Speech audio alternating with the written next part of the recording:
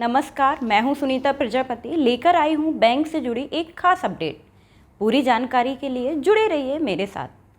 अब अपने bank ATM के अतिरिक्त किसी दूसरे बैंक एटीएम से पैसे निकालने के भुगतान में 2 रुपये की बढ़ोतरी की गई है। यदि आप किसी दूसरे बैंक एटीएम से 3 या 5 से अधिक बार नकद निकालते हैं तो आपके अपने बैंक खाते से 19 रुपये कट जाएंगे। यह राशि पहले 17 रुपये थी। इसी तरह यदि आप अपने बैंक का मौजूदा बैलेंस चेक करना चाहते हैं तो आपके खाते से 7 रुपये कटेंगे, जो कि पहले 6 रुपये थे। यह राशि मेट्रो शहर में 5 से अधिक और गैर मेट्रो में 3 से अधिक लेन देन पर होगा। इस फैसले को भारतीय रिजर्व बैंक आरबीआई ने एटीएम इंटरचेंज शुल्क में बढ़ोतरी की मंजूरी दे दी है। यह बदलाव 1 मई 2025 से लागू होगा। मीडिया रिपोर्ट्स के अनुसार आरबीआई ने national payments corporation of India NPCI के एक प्रस्ताव के आधार पर इसको मंजूरी दी है।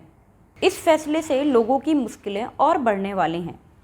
वैसे तो आज के समय में अधिकतर लोग यूपीआई पेटीएम से लेन देन करते हैं, लेकिन आज भी ग्रामीण और शहरों में लोग एटीएम पर निर्भर होते हैं। ग्रामीणों में अधिकतर लोगों को इस बात की जानकारी भी नहीं होती कि दूसरे एटीएम से पैसे निकालने पर पैसे भी लगते हैं। गांव में शहरों की तरह अलग अलग बैंकों के एटीएम की सुविधा भी नज़दीक नहीं होती है।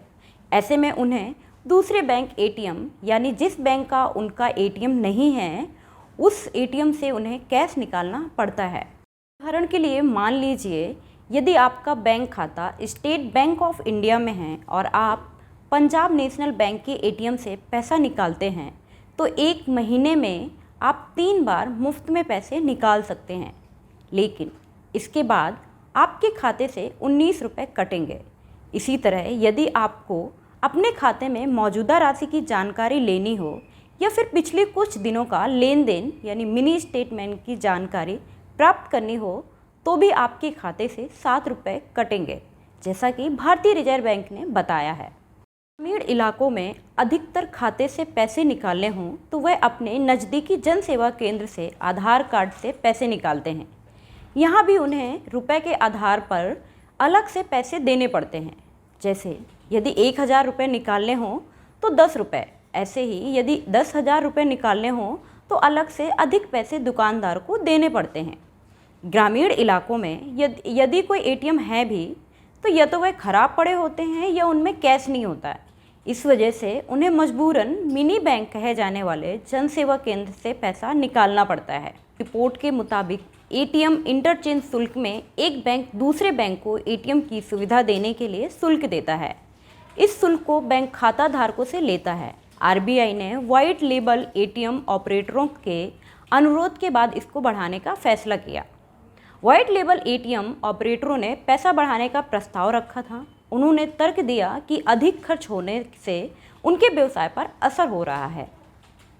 इसका असर ग्रामीण लोगों पर पड़ेगा, क्योंकि ना तो उनके यहाँ उनके बैंक एटीएम की सुविधा नज़दीकी होती है और ना ही उन्हें इस बात की जानकारी होती है कि ऐसे भी कोई बदलाव हुए हैं। कुल मिलाकर हर तरफ से आपका ही नुकसान है। इसलिए कोशिश करिए अपने बैंक के एटीएम का इस्तेमाल करें, तभी आप इस नुकसान से बच पाएंगे। खबर लहरिया, आपकी खबर आपकी भाषा।